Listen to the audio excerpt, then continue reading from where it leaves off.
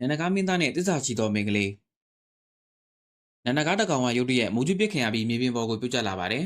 ။အဲ့ဒီမြင်ကွင်းကိုကြည့်ပြီးမင်္ဂလေးကအံ့အားမင်သက်သွားပါတယ်။ဒဏ်ရာတွေပြောင်းကွင်းဖို့ရေထဲကိုသွားကြည့်နေတဲ့နန္ဒကားစီမင်္ဂလေးကချက်ချင်းပြေးသွားပြီးအာကုံသုံးကပင်လယ်ထဲအရောက်ဆွဲခေါ်သွားပေးခဲ့ပါတယ်။ဒါပေမဲ့မင်္ဂလေးအိမ်ပြန်ရောက်တဲ့အချိန်မှာတော့အကျွေးတွေဆက်ဖို့အတွက်ဖခင်ဖြစ်သူကသူမကိုတထေးကြီးတဦးနဲ့အတိတ်အဓမ္မလက်ထပ်ခိုင်းခဲ့ပါတယ်။မင်္ဂလေးကမတတ်နိုင်တဲ့အစုံငိုယိုညှိဆန်ပေမဲ့မိတွေဖြစ်သူကကံကောင်းတာကိုမသိတတ်ဘူးဆိုပြီးကံကြောက်လွှမ်းပြောင်းပါတယ်။မင်းလေးကအသေးအံအသနာခံပေမဲ့ဖခင်ဖြစ်သူကတက်တော်ဆောင်တွေကိုခေါ်ခိုင်းပြီးအတင်းအကျပ်ခေါ်ဆောင်သွားစေပါတယ်။တထေးကြီးနဲ့အတင်းလက်ထက်လိုက်ရတဲ့မင်းလေးကအလွန်ကြောက်လန့်နေပါတယ်။ရုံးမာတဲ့တထေးကြီးကသူမကိုရန်ပြူတော့မဲ့အချိန်မှာပဲအမျိုးသားတအုပ်ရုတ်တရက်ပေါ်လာပြီးတားဆီးလိုက်ပါတယ်။ဒေါသထွက်သွားတဲ့တထေးကြီးကိုထိုမျိုးသားကလက်သီးတစ်ချက်တည်းနဲ့မီတာ30ကျော်ဝေးတဲ့နေရာအထိလွတ်ထွက်သွားအောင်ထိုးလိုက်ပါတယ်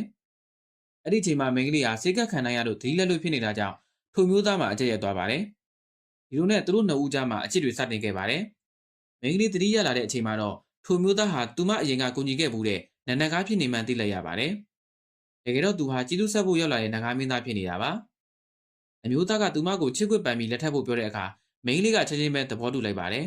။အမျိုးသားကမီလန်လက်ဆောင်တွေပြင်ဆင်ဖို့ခဏထွက်သွားချိန်မှာမင်းကလေးကကိုဝင်ရှိနေမှန်းသိလိုက်ရပါတယ်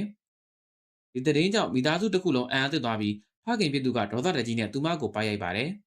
။တညနေနဲ့ကိုဝင်ရနိုင်ပါမလားဆိုပြီးမယုံကြည်တဲ့အပြင်သူမကိုအိမ်စီအဖြစ်အတင်းကျပ်ခိုင်းစေပါတော့တယ်။တစ်ဖက်မှာလည်းနဂါမင်းသားဟာနဂါနဲ့တော်ကိုပြင်ရောက်ပြီးသူလက်ထပ်တော့မဲ့အကြောင်းနဂါမင်းကြီးကိုသတင်းပို့ပါတယ်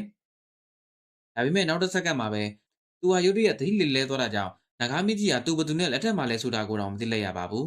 ။ဒီလိုနဲ့ကိုဝင်ဆောင်မင်းကလေးဟာထိုမျိုးသားကို10နှစ်တန်တိုင်ဆောက်ဆန်းခဲ့ရပါတယ်။တပီလုံးမှာလည်းရေရှားမှုတန်ကိုခံစားနေရပြီးမင်းကလေးကတောက်ရည်မရှိတာကြောင့်အလိုဝမ်းနေပါတယ်။အဲ့ဒီချိန်မှာပဲဝမ်းမိတ်တဲကနဂါလေးဟာမိခင်ရဲ့ဝမ်းနည်းမှုကိုခံစားမိပြီးသူ့ရဲ့တကူနဲ့ရေတွင်းထဲကရေတွေရှန်ထွက်လာအောင်လုပ်ပေးလိုက်ပါတယ်။နောက်တစ်စက္ကန့်မှာပဲကောင်းကင်ရံကနေမိုးတွေတဲတောင်စွာရောက်တော့မှာတော့တယ်။